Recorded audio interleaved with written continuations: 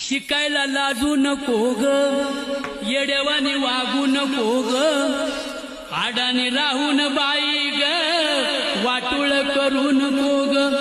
शिकली नाही ती नागून भागू, ज्ञान कसं तिच्याकडं मागू, तिच्या दारिद्र्य दुःखाची परवड कुणाला सांगू. म्हणून लाव ग लाव ज्ञानाचं कुंकू कपाळी लाव. धरू नका माझा राग लागते मी तुम्हा माग, एवढा विचार डोक्यात साठवा. आपल्या